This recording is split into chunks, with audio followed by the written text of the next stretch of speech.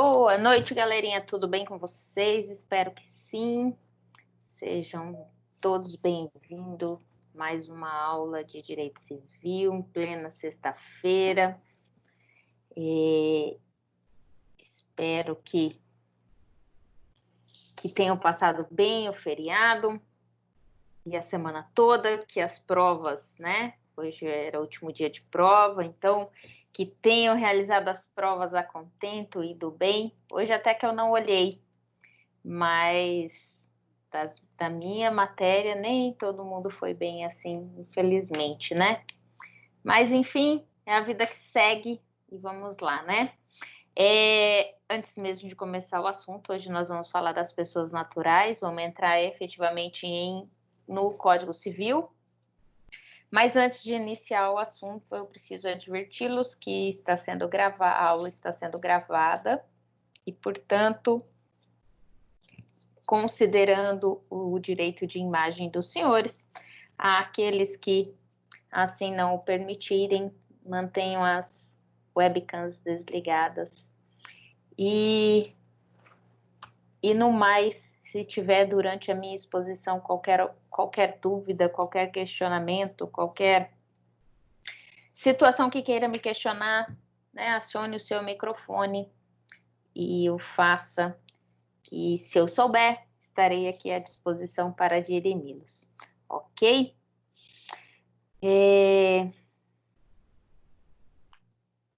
Então, vamos lá.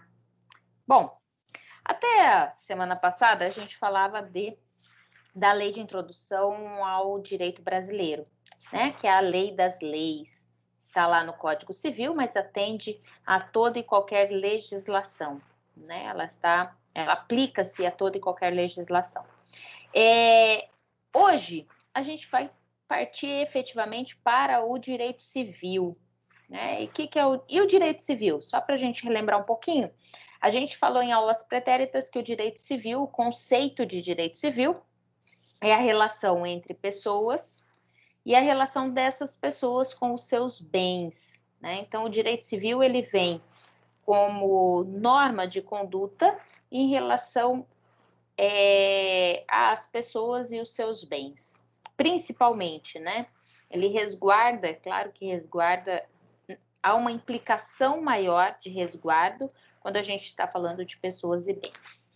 Pois bem, né? Então, direito civil, ramo do direito privado, não se esqueçam disso. Por que ramo do direito privado?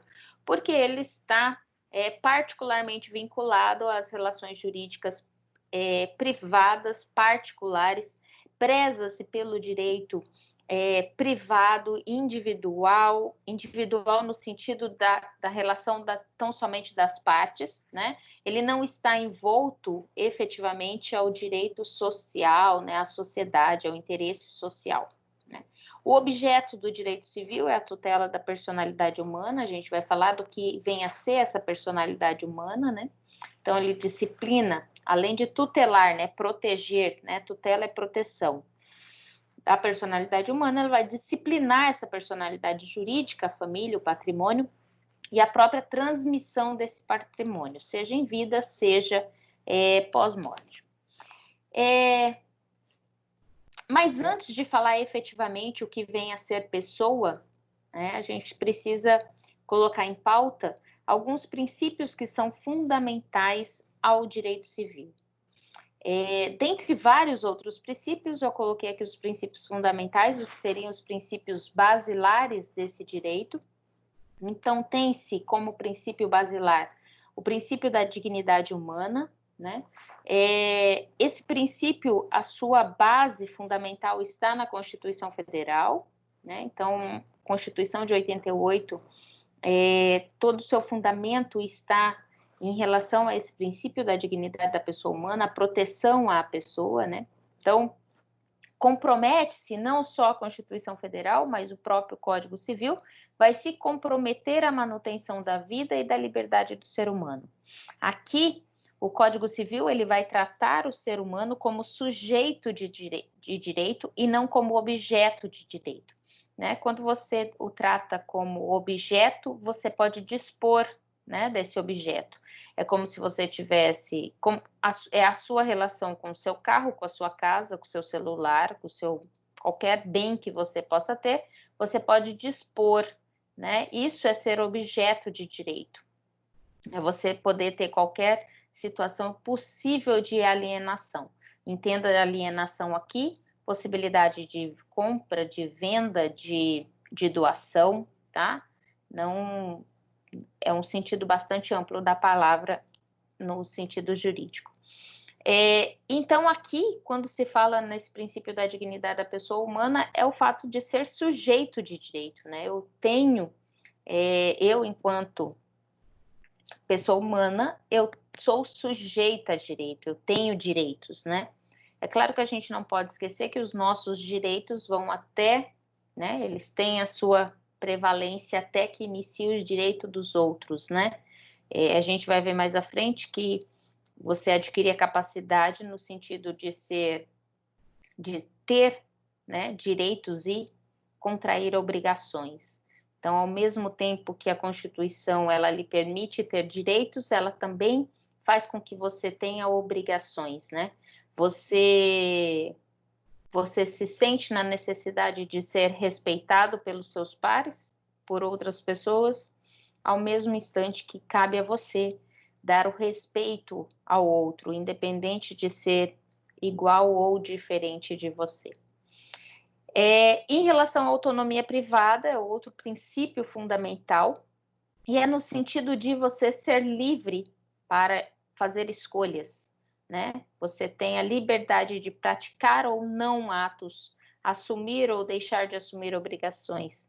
Cabe a você, essa é a sua escolha. Você pode ou não adquirir um bem, pode ou não comprar um carro, comprar uma casa, pode ou não contrair um empréstimo e vir a ter a obrigação de pagamento para com esse empréstimo, essa escolha é sua, né? Não cabe a outrem, a escolha é sua. Então, você tem a liberdade, né, de escolha entre fazer ou deixar de fazer alguma coisa, assumir ou deixar de assumir obrigação.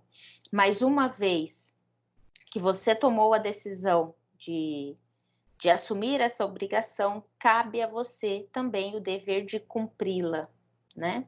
Essa é a ideia e a gente vai falar isso em relação à boa-fé, né? Outra base que vem com autonomia privada é que tudo aquilo que não é proibido é lícito, né? Tudo que não é proibido é permitido, né? Isso faz parte do princípio da autonomia privada, né? A liberdade contratual. Você pode contratar tudo aquilo que não lhe é ilícito, né? Se a legislação, se não está defeso pela legislação, ou seja, se não é proibido pela legislação, lhe é permitido, né? Outro princípio que vem na sequência, enquanto princípio fundamental, é a função social do direito privado. Se o Código de 16, a gente falou isso na nossa primeira ou segunda aula, o Código de 16, ele tinha um vínculo bastante individual, né? Ele buscava tão somente o indivíduo. O Código de 2002, ele vem compatibilizar as pretensões particulares com os anseios da coletividade. Então, ele acaba por dar um equilíbrio entre os interesses individuais com os interesses coletivos. Em relação à boa-fé objetiva, é outro princípio básico do Código Civil e é um princípio bastante importante dentro do Código de Processo de 2015, né? Diria que é o princípio principal do Código Civil é a boa-fé, é o princípio da boa-fé e o que vem a ser esse princípio da boa-fé. Só que a boa-fé aqui é boa-fé objetiva, porque eu tenho dois tipos de boa-fé. Boa-fé subjetiva e a objetiva. A subjetiva, né, sempre que se tratar da palavra subjetivo, é o que o indivíduo pensa a respeito, né? Então, a boa-fé subjetiva é aquilo que você entende que você está, aquele ato que você entende que está realizando, seja de boa-fé, de bom grado, né?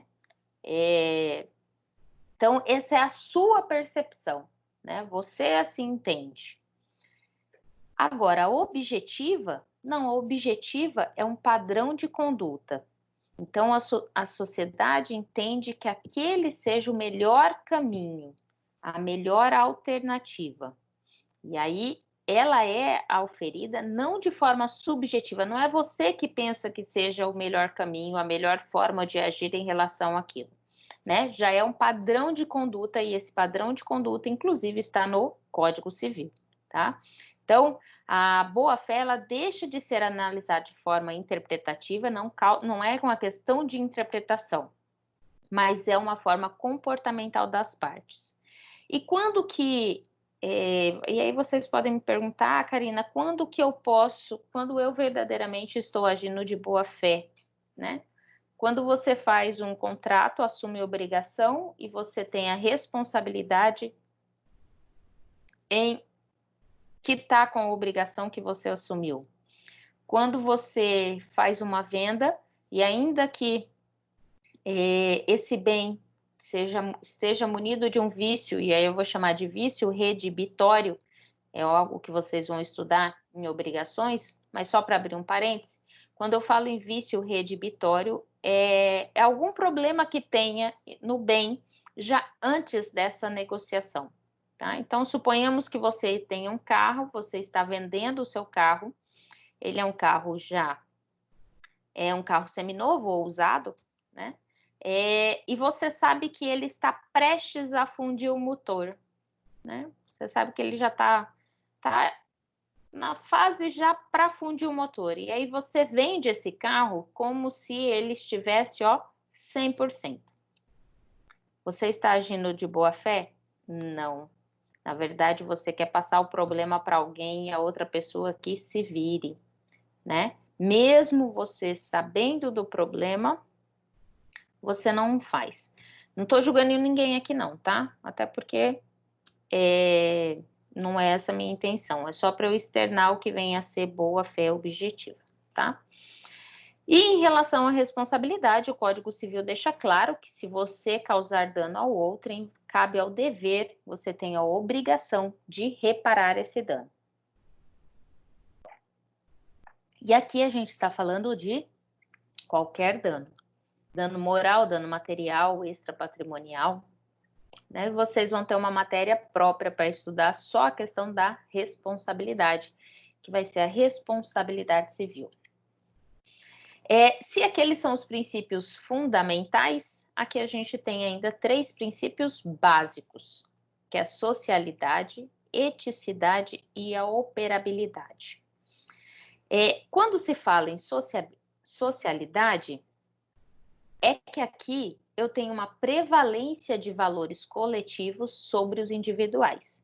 Não confundam aqui o fato do direito civil ser de direito privado e ter a prevalência não dos valores, né? A gente fala dos interesses, né? Individuais, né? Particulares em relação aos coletivos. E em relação ao princípio aqui, são os valores coletivos sobre os individuais. Então, o Código Civil de 2002, ele vai afastar o individualismo, né, que predominava lá no Código de 1916, e vai ter uma proteção sempre, ainda que lá no de 16 eu tinha uma proteção sempre voltada para os interesses individuais. Aqui, no de 2002, a estrutura desse direito, ela é voltada para os interesses sociais, tá? Então, em que pese a base, o direito civil, ele esteja munindo de normas aos interesses particulares, né? A sua estrutura, ela vai dar equilíbrio para voltar aos interesses sociais. Se o direito civil, ele tiver que escolher entre os direitos individuais e direitos para a coletividade, ele vai fazer a escolha para o interesse da coletividade. É isso que vem a ser a função social da propriedade. A propriedade, né, quando a gente fala em função social da propriedade, é que aquela propriedade, ela atinge o fim assim mesmo. Então, se há uma casa, né? Se a casa foi construída, qual que é o fim social da casa? Dar moradia. Se eu deixo a casa abandonada, né? Se eu deixo a casa abandonada, eu sou passível de pagar, inclusive, multa pelo abandono dessa casa, tá? Então, em todo e qualquer bem, eu tenho uma função social em relação, né? E principalmente a propriedade, eu tenho uma função social em relação a isso.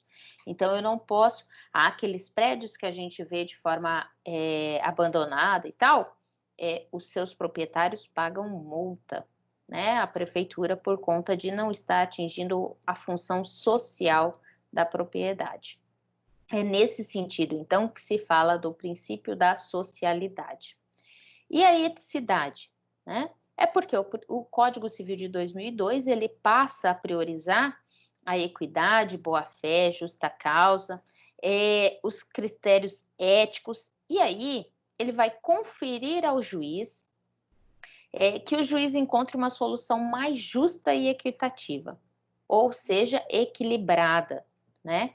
Então, o Código de 2002, só para repetir, e está aqui no slide também, ele vai prestigiar valores como a probidade e boa-fé, né?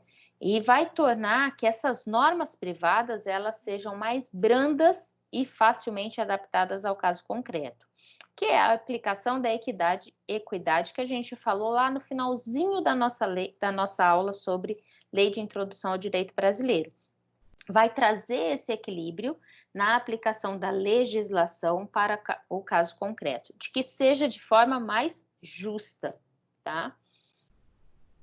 E a operabilidade, na verdade, quando se surge a operabilidade, é no sentido de alguns institutos que não eram utilizados lá e estavam disciplinados e não eram utilizados no Código de 1916, eles são retirados, né, são revogados pelo Código de 2002, e os procedimentos, as formas como se coloca no Código de 2002, é no sentido de dar mais eficácia à legislação.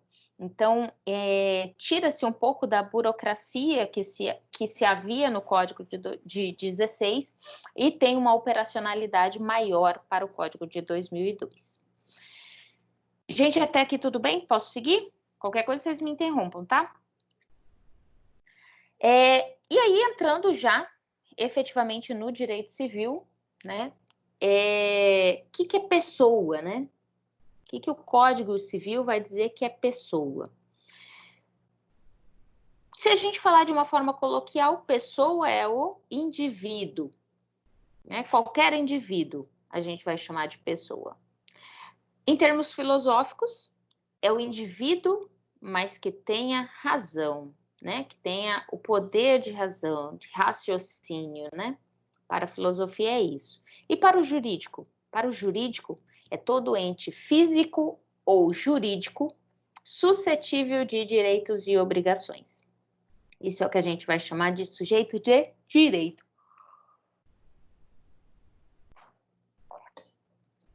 Pois bem, todo ente físico ou jurídico suscetível de direitos e obrigações. Então, aqui a gente vai ter, pelo conceito que está aqui, a gente tem pessoa física, e que a gente vai chamar de pessoa natural, e também de pessoa jurídica, que a gente vai estudar numa aula posterior. O que interessa para a gente hoje é a pessoa física. É você, enquanto sujeito de direito, né? E aí, pessoa física ou pessoa natural é o ser humano considerado como sujeito de direitos e deveres. Todo aquele que pode assumir deveres e tem os seus direitos, trata-se de pessoa natural ou pessoa física, tá? Isso está lá no artigo 1º do Código Civil. Toda pessoa é capaz de direitos e deveres na ordem civil. Esse é o nosso primeiro artigo do Código. E aí, mas tudo bem, e aí? Qual é a importância dessa pessoa, né? Quais são os fundamentos ou o que efetivamente caracteriza essa pessoa? O primeiro ponto aqui, e que vai ser sujeito, né? Ele vai ser, primeiro, que toda pessoa para que efetivamente seja capaz de direitos e deveres, deve estar dentro de uma relação jurídica. E o que vem a ser essa relação jurídica? Relação jurídica é toda a relação da vida social regulada pelo direito. Então, toda relação jurídica, ela está relacionada e regulada pelo direito. Ainda que você, às vezes, a faz sem mesmo perceber que você acabou de fazer uma relação jurídica, né? Por muitas das vezes, você, quando está na faculdade, na hora do intervalo, vai até a cantina e compra, sei lá, uma coxinha e uma Coca-Cola, né? Você pede a coxinha e a Coca-Cola, paga por eles, o atendente te entrega, né? E você se satisfaz naquele momento. O que aconteceu ali? Uma relação jurídica, um contrato de compra e venda, ainda que não tenha tido nenhum contrato escrito, nenhuma assinatura. Mas houve relação de consumo. Tem um fornecedor, enquanto a cantina da faculdade, e você quanto consumidor daquela coxinha com a Coca-Cola, né? Trata-se de uma relação jurídica. Praticamente todos os nossos atos, eles estão vinculados pelo direito, queiremos ou não, né? E o sujeito dessa relação jurídica é o ser humano. Nós somos os sujeitos dessa relação jurídica, né? Então, a partir do momento que nós estamos em sociedade, que nós estamos em condição de ente social, quando eu entro em sala de aula, dou boa noite para vocês e começo a minha atividade, a gente assumiu uma relação jurídica. Eu estou cumprindo com o meu contrato laboral, meu contrato de trabalho. A faculdade está cumprindo com os senhores o contrato de prestação de serviço que foi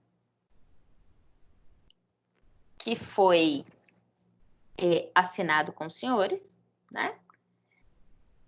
Então, toda e qualquer situação ali que está envolta, mesmo aqui nas aulas online, a gente está dentro de uma relação jurídica, tá? Então, pessoa natural ou pessoa física é o ser humano considerado como sujeito de direitos e deveres. E aí, mas basta ser pessoa, né? Não, eu preciso ter personalidade. Para que eu efetivamente possa ser sujeito de direitos e obrigações, eu preciso ter personalidade. Personalidade nada mais é do que a aptidão, né, que eu tenho para adquirir direitos e contrair obrigações. Então, além de ser pessoa, eu tenho que ser capaz, tá? Tenho que sou capaz. Capaz é outra coisa, gente. Além de ser a pessoa pessoa física natural, eu tenho que ter personalidade. Porque se eu não tiver a personalidade, não há que se falar em adquirir direitos e contrair obrigações. E como é que se adquire personalidade? A personalidade, ela é adquirida. Há mais teorias, mas aqui as duas principais, o que se diz aqui em termos de direito civil, uma é a natalista, e é o sistema que é adotado pelo nosso Código Civil de 2002, e por essa teoria ela vai dizer o seguinte: a partir do momento que há o nascimento com vida, eu tenho o início da personalidade jurídica. Então, a partir do momento que você nasceu com vida, né, a sua personalidade jurídica ali se instala. E o que é essa personalidade jurídica? É a aptidão de contrair obrigações e ter direitos, né? Aqui, a gente tem 3 pontos, né? O nascituro, o neomorto e o natimorto. Isso não está no slide. Quando se fala em nascituro, que é o que a gente vai falar, vai discorrer um pouco mais, só para vocês terem a diferença, tá? Nascituro é aquele que foi gerado, foi concebido, está no ventre materno, né, lá provocando suas mitoses e meioses, né, está sendo construído, né, enquanto estiver dentro do ventre materno, né, que a gente fica chamando de bebê, né, é o nascituro. Ele ainda não nasceu, ele está dentro do ventre materno, tá? O neomorto, o que é o neomorto? O neomorto é aquele que nasceu, respirou, né, teve-se a vida e morreu, tá? Então, ó, nascituro é aquele que está dentro do ventre materno e ainda não nasceu. Neomorto é aquele que nasceu, respirou, ou seja, ele nasceu com vida e na sequência ele veio a falecer. E o natimorto é aquele que nasceu já sem vida, já nasceu morto, tá? Por que eu tô falando a diferença deles? Porque a gente vai ver mais à frente o impacto de direitos em relação a cada um deles, tá? Bom, o que nos importa aqui é aquele que nasceu com vida, né? Então, é o nascituro que nasceu com vida e que não morreu, tá? Então, nascituro é o que ainda está por nascer, tá lá no ventre materno. Até então, não pode se falar por essa teoria e é admitida pelo Código Civil, o nascituro não tem personalidade jurídica, tá? Ainda não é considerado pessoa, tá só lá no ventre materno. Porém, a lei põe a salvo alguns direitos do nascituro desde a concepção, tá? E o próprio Código Civil vai dizer assim, ó, o nascituro tem expectativa de direito, mas está sobre uma condição suspensiva. Esses direitos vão se perfazer efetivamente a partir do momento que ele nascer com vida. Vai ter eficácia com o nascimento com vida. Mas qual o tipo de direito aqui que esse nascituro vai ter ainda, né, lá no ventre materno? Então, suponhamos os senhores que o nascituro ele esteja sendo gerado e identifica-se numa ultrassom que essa criança tem uma anomalia, né? A sua coluna está nascendo fora da localidade, o que os médicos chamam de espinha bífida. Não sei se vocês já ouviram falar. Mas a formação da coluna, ela fica fora do local, né? Fora, é como se estivesse fora das costas, né? E aí a criança, quando nasce assim, ela já nasce com a perda de movimento das pernas, né? Então ela já nasce paraplégica. Pois bem, a ciência evoluiu-se bastante e hoje se faz a cirurgia, né? Descobrindo-se com o tempo, assim, com mais descobrindo-se isso bem no início, as médicas hoje conseguem fazer cirurgias intrauterina, né? Então, consegue operar o nascituro lá dentro do ventre materno. Mas suponhamos que essa concepção ocorreu não numa família, né? Efetivamente. Mas essa concepção veio diante de um acaso, vamos colocar assim, e a mãe dessa criança não tem todas as condições necessárias para suprir, né, essa questão da cirurgia e tudo mais. E o pai dessa criança, né, tem condições financeiras razoáveis. O que pode se fazer? Pedido de pensão alimentícia já para esse nascituro, né? No sentido de arcar com as despesas dessa cirurgia e demais despesas que possam estar relacionadas à mãe em decorrência desse infortúnio, tá? Pode ser feito? Pode, tá? Mesmo a criança tendo só expectativa de direitos sobre as benesses do patrimônio do pai, ele pode ser beneficiário sim, até para que traga a vida de forma mais amena, né? É claro que eu estou dando um exemplo aqui de algo bastante já, assim, para ficar mais claro, porque é uma situação maior. Mas ainda assim, se a mãe, por exemplo, esteja gerando a criança e seja uma gravidez de risco, ela também pode, né? O nascituro, nesse sentido, também pode exigir a pensão do pai para que a mãe tenha condições de gerar a criança de forma tranquila e devida em relação a qualquer perigo que possa ter, tá? Em relação a anel morto, né? Quando você nasce, quando a criança gerada ela nasce com vida e logo em seguida ela falece, essa criança que nasceu com vida, ela está passível de patrimônio e tudo mais que possa lhe acarretar, tá? Em relação ao natimorto, ele já nasceu sem vida, então ele não adquiriu personalidade jurídica. Isso quer dizer que aquela condição suspensiva, ou seja, a expectativa que ele tinha de direito, não se tornou eficaz porque ele nasceu sem vida. Então, se ele nasceu sem vida, ele não tem personalidade jurídica. Se ele não tem personalidade jurídica, ele não tem o poder de contrair obrigações e direitos. Antes que eu for à frente, e talvez pode ser alguma dúvida de alguém, aqui não há, né, em que pese o Código Civil dá essa conotação de manter a salvo os direitos do nascituro, daquele que está sendo gerado no ventre materno, não há essa proteção aos embriões, tá? Aquela concepção que é feita in vitro, e aí os embriões que são formados ficam lá congelados até a boa vontade, seja dos pais que permitiram a concepção desta forma, ou seja,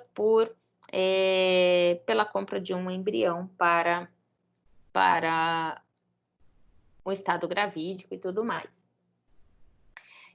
Nessa situação, não há que se falar em proteção, tá? O Código Civil tem proteção, mas ao nascituro. E o nascituro é tão somente aquele que já foi concebido e que está no ventre materno.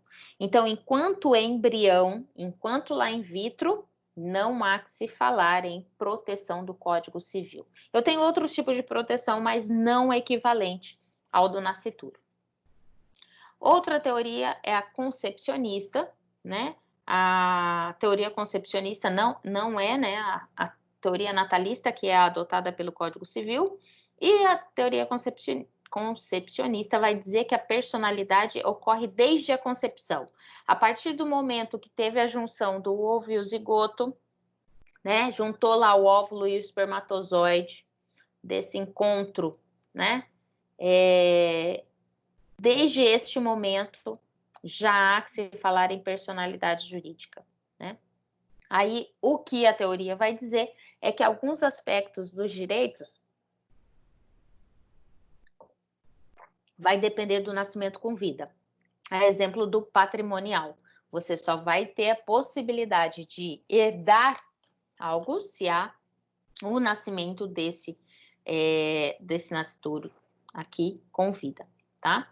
Personalidade jurídica, então eu tenho dois tipos de personalidade jurídica para a teoria concepcionista.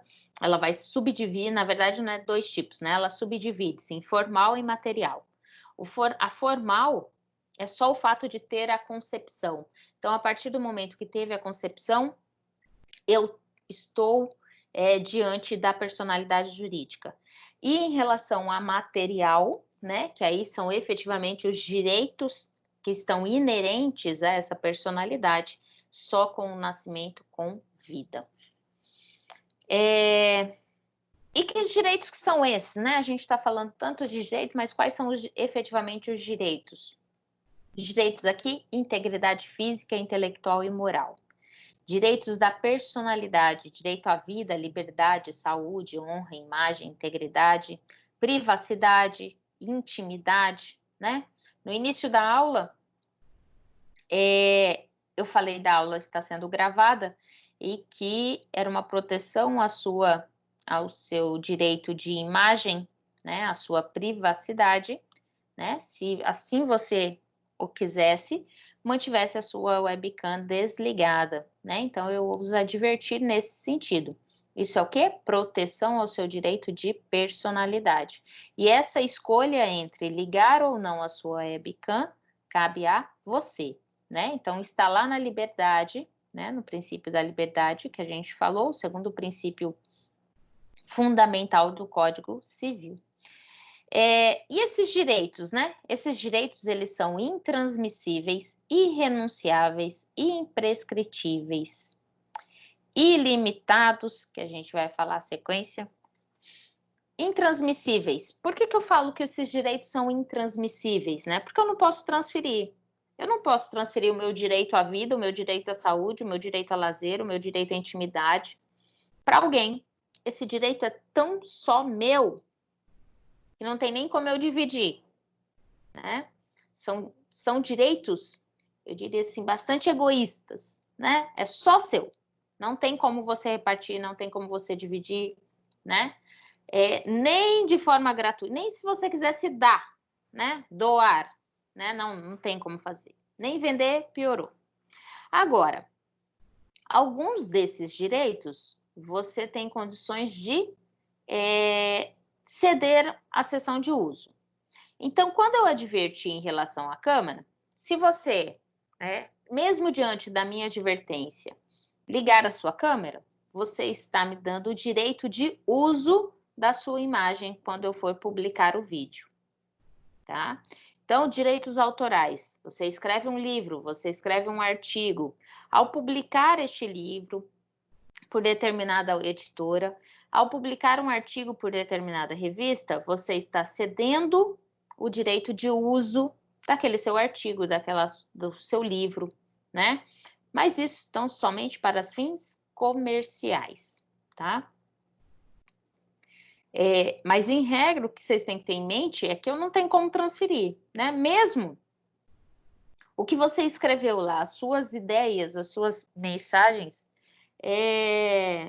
são suas. Você está cedendo, né, para a revista, para a editora, para publicar no sentido de dar vazão e publicidade às suas ideias, né?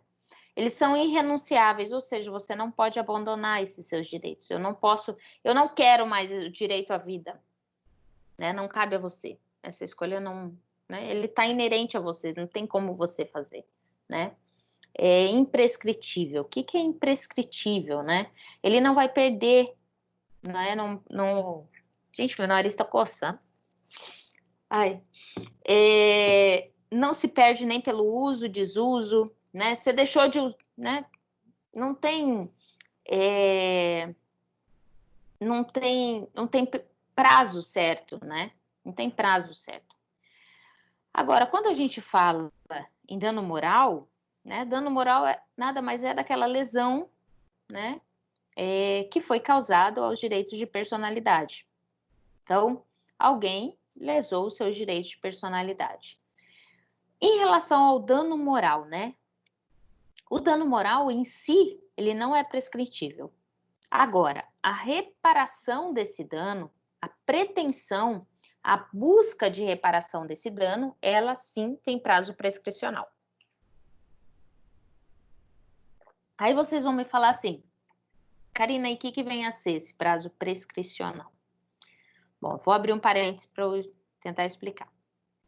Quando se fala em prazo prescricional do dano moral, por exemplo, quando alguém comete um dano em relação a você, você tem um prazo, o Código Civil, ele determina um prazo, né? Se eu não me engano, é um prazo de 3 anos, para que você busque, né, a reparação desse dano.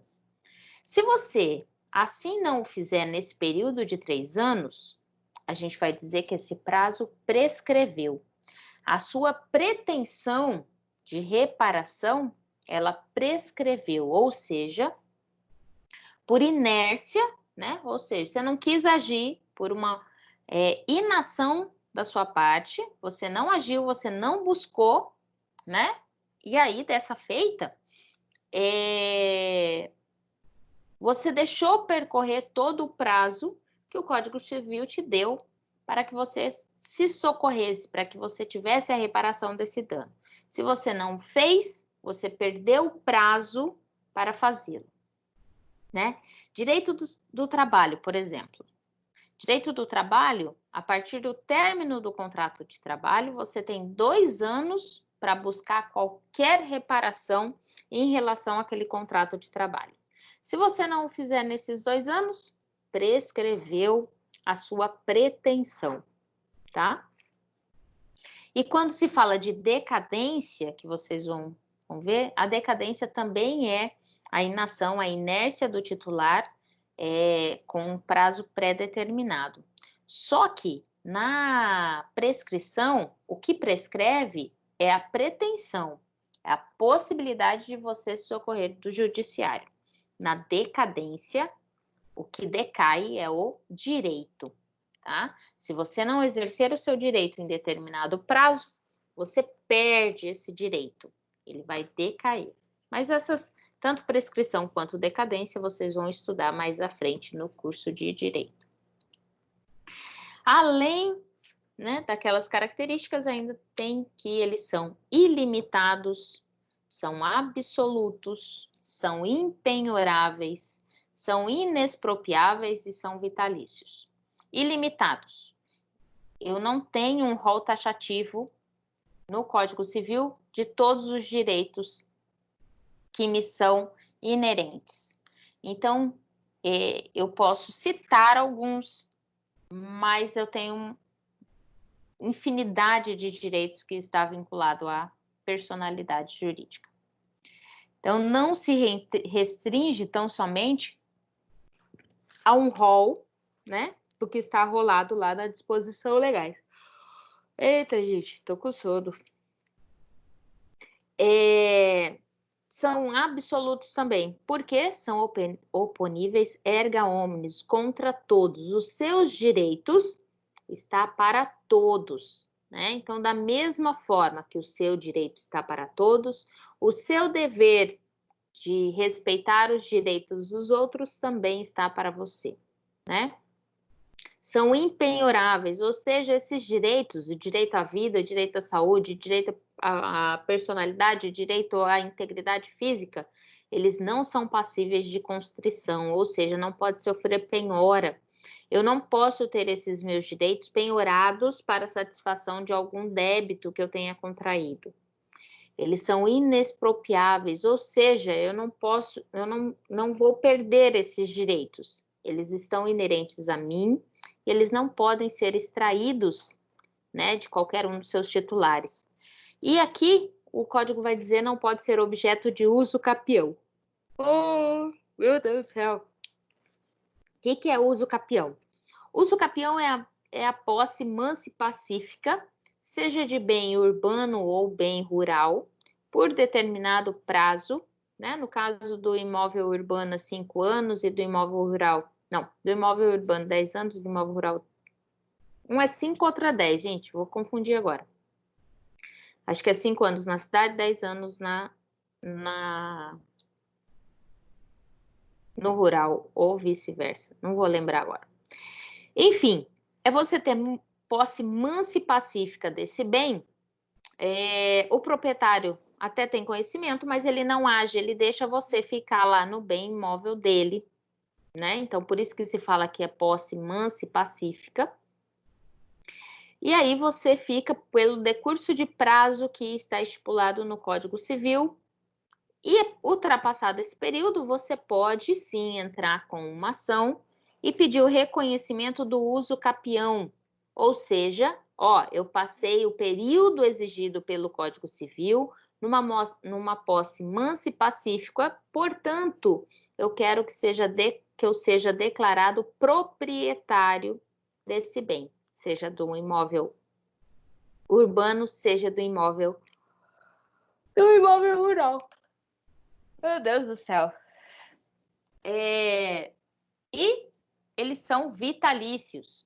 Ou seja, enquanto você tiver vida, eles estão inerentes a você, tá? Não, você só vai perder esses direitos com a morte, tá bom? E aí, Outro ponto que se tem em relação a esses direitos e vem previsto no Código Civil é o ato de disposição do próprio corpo, né? O Código Civil, ele vem com uma proteção jurídica à vida e à integridade física. Então, ele vai proteger, né, a sua vida e o seu corpo. E ele vai dizer o seguinte, que são proibidos qualquer ato, ainda que você assim o queira, o corpo é seu, mas ainda que assim você o queira, ele proíbe qualquer ato que importe na diminuição permanente da sua integridade física, que vai contrariar bons costumes, salvo exigência médica, né? É claro que se você estiver numa situação em que se faz necessário amputar uma perna, um braço, que seja um dedo, né, que eu estou diminuindo, né, estou lesando a minha integridade física, se isso for necessário para manter a manutenção da vida, pode-se fazer. Do contrário, não, tá? E, no outro sentido, também a permissão de transplante. Então, há situações que você pode efetuar o transplante em vida. Então, a partir do momento que você permite, né, esse transplante, você é possível doador a alguém, se encaixa em relação para doar, então, lhe permite, né? E em relação ao transplante, a disposição gratuita do próprio corpo depois da morte também é permitida. Isso está lá no artigo 13 e 14 do Código Civil. Essa disposição gratuita da morte após o falecimento, ele pode ser por você entender que cabe ao seu corpo ser doado para uma universidade para estudo, por exemplo, ou a doação de todos os seus órgãos, né? Então, pode ser feito. Na quarta-feira, me perguntaram se em caso você não deixe registrado que você quer ser doador, a família pode responder nesse sentido? Pode. Se você não deixou isso de forma explícita, né, cabe à sua família fazer a doação ou não dos seus órgãos. Em relação àquelas famílias que estão relacionadas à religião, e para a religião não é permitido, né, nem a doação de sangue, nem a transfusão de sangue, nem doação de qualquer órgão. O que cabe? E nesse caso a família pode decidir? Na verdade, a gente vai ver daqui a pouco que as decisões relacionadas à saúde, o médico deve estar devidamente autorizado pelo paciente, tá? Então, a escolha, né, é do paciente.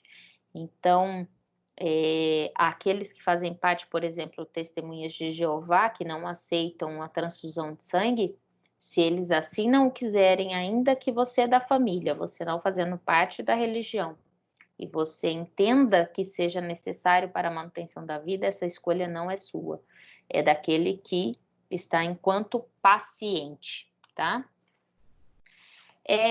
Esse tratamento, né, todo tratamento médico de risco, obrigatoriamente, o médico deve estar autorizado, deve ter prévia autorização. Então, se você está com câncer, né, iodoterapia, radioterapia, quimioterapia, imunoterapia, qualquer uma das terapias possíveis e existentes, o médico só pode administrá-la se, tão somente se, estiver autorizado pelo paciente. Se o paciente assim não o quiser, ele não pode fazer, né?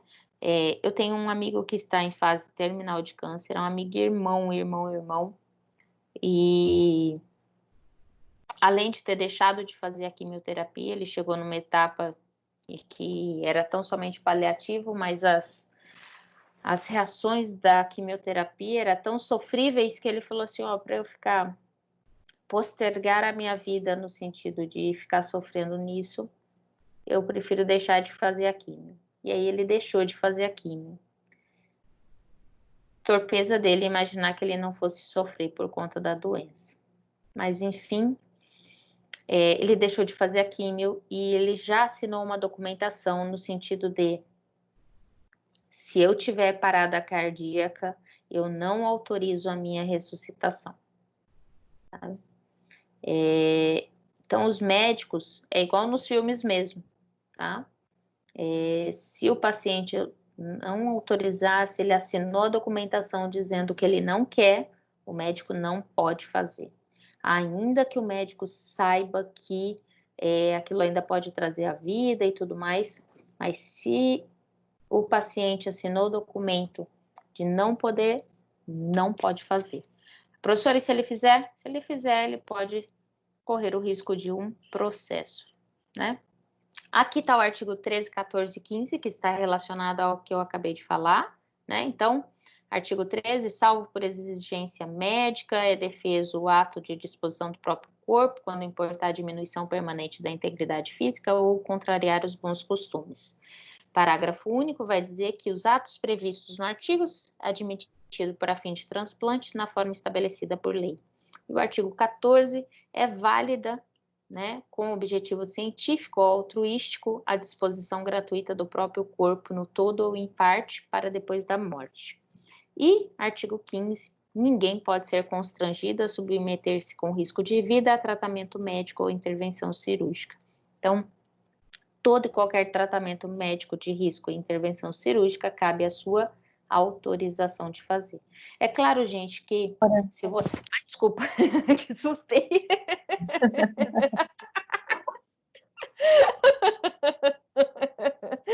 Eu fico tão... Pode falar. Ai, professora, é só você. Deixa eu perguntar uma coisa. Diga, Mari. Esses dias, meu pai estava contando um caso que antes dele ter eu e a minha irmã, meu pai teve tuberculose. Uhum. E aí, na época, era, ou melhor, ainda é uma doença muito grave. E aí ele estava contando que meu pai tem toque, né? Ele é muito organizado. E aí sobrava, eles davam uma cartela, o Estado, tipo, eu não sei se é certo falar que obriga, mas o Estado dava medicação para ele.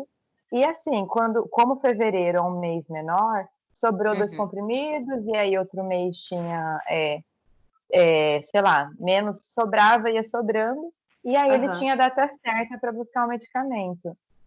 E aí ele não foi buscar nesse dia porque tinha sobrado remédios de meses anteriores. E aí disse que foi um oficial de justiça em casa, na casa dele. E aí, super assim, foi super grosso com ele, expôs ele. Então, isso daí não se enquadra na lei, né? Obrigaram ele a fazer um tratamento. Ele falou, eu queria fazer o tratamento. Imagina que eu queria morrer, eu não queria. Mas o Estado tem esse poder de obrigar alguém a fazer um tratamento? Então, o que acontece? Possivelmente, quando foi identificado, a gente deve estar falando disso há bastante tempo atrás, né? O que acontece? Sim, por um período, 31 então, anos a gente atrás. nem tinha, então, a gente não tinha essa ideia do que a gente tem hoje do Código Civil, então não é essa legislação, tá? Então, o que acontecia isso, inclusive com as vacinas, né? A gente teve até a revolta das vacinas. Por quê?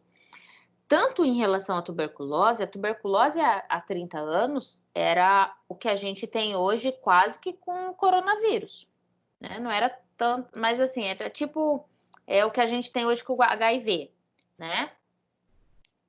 Nem diria hoje, né? Porque hoje a gente tem... Mas era uma situação, assim, de uma doença muito grave à época, né? Era das doenças, assim, que a época tinha...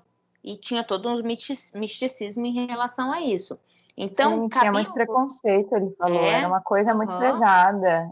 Era uma coisa assim. Então, qual que era a função do Estado, né? Quando ele tinha o remédio, já que ele tinha um remédio que possibilitava a cura, então cabia ao Estado o exercício ali para que a pessoa, os cuidados necessários para que a pessoa tomasse o remédio de forma correta. Porque a tuberculose também é transmissível, né?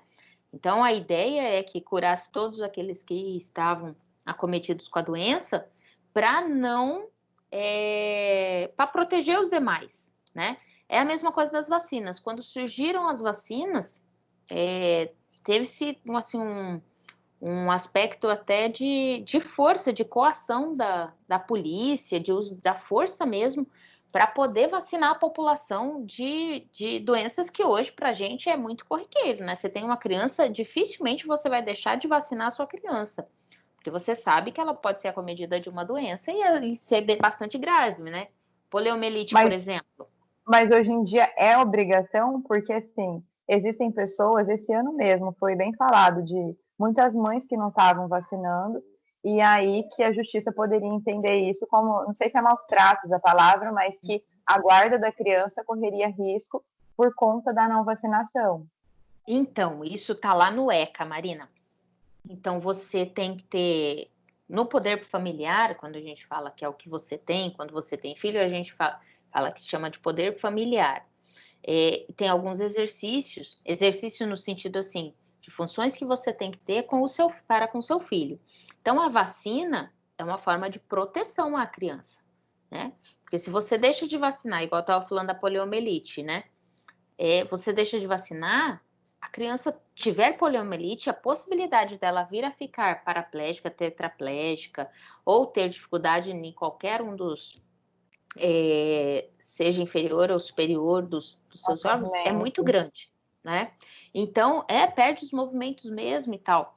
Então, acaba sendo uma proteção do Estado quando ele olha para a criança. E aí, quando a gente olha efetivamente para a criança, a gente tem uma proteção maior por conta do Estatuto da Criança e do Adolescente. Então, e teve uma, agora muito recente até, teve uma onda dessa coisa de falar que não tinha que vacinar a criança nada, que isso impossibilitava, que isso não curava nada. Teve uma onda, né? Assim como terra plana, esses negócios todos, né? Teve uma tese de que causava autismo. Sabe? E, na verdade, não tem nada certo em relação a isso. Nada comprovado. Entendeu? Alguns estudos falam do autismo como disfunção de um DNA específico. Então, assim, né, não dá para levar Mas muito. Então, hoje o Estado não tem o poder coercitivo a obrigar ninguém, então, a fazer nenhum tratamento. Para adulto, não. Para criança, sim. Entendi. Tá? Mas para adulto, não. Se você, sei lá, você tem você não, né? Vou falar de forma aleatória. Uma pessoa qualquer. Eu não. A palavra tem poder, Deus me livre. É por isso mesmo. Então, por isso mesmo, né? Quando eu falo de salário, assim, que eu estou me usando de exemplo, eu falo de bastante bem alto, assim. Porque palavra tem poder. Isso aí. Alguém chamou. Oi, Lucas. A senhora falando aí sobre essa questão e tal, de que por causa do EC, tal, o adulto, ele vai se quiser. A criança, no caso, não, ela é obrigada. Mas e se os pais, digamos que, sei lá, os pais não querem que ela seja vacinada e tal, mas aí como é que fica? A lei... Então, a lei protege, hein, Lucas? A lei protege a criança, acima de tudo. Então, se os pais negarem a vacinação à criança, dependendo da situação, o Conselho Tutelar ele pode acionar o judiciário e aí o judiciário vai definir a vacinação dessa criança. Inclusive, pode acarretar, dependendo da situação, tá? Num caso bem extremo, até a perda do pátrio poder por parte dos pais. Ok, professora. Ok. Agora, enquanto adulto, aí essa escolha é sua, né? Porque quando a gente está falando da criança, a gente vai falar mais um pouquinho aqui, é o que a gente chama de menor impúbere. Os menores impúberes, eles são representados. Então, seus pais que têm esse poder de decidir, a princípio. Não é a criança em si que decide, né? E aí, se for identificado isso, pode ser... O judiciário é acionado e tem todo um trâmite. Ok, obrigado, professor. Imagina, obrigado. Não por isso. Gente, é o seguinte, agora são 8h10. Eu posso ir direto ou vocês querem intervalo? Vamos fazer intervalo? Vamos, mas eu vou mais para frente um pouquinho, tá? A nossa aula vai, eu vou mais uns dois slides. Aí eu vou mais para frente. Vamos lá. E aí eu faço intervalo. Ou melhor, vamos fazer o seguinte, eu vou parar agora, porque senão eu vou começar e aí a gente vai ter que falar de nome, estado e domicílio e aí vai mais para frente. Então a gente para agora, são 8h10. Pode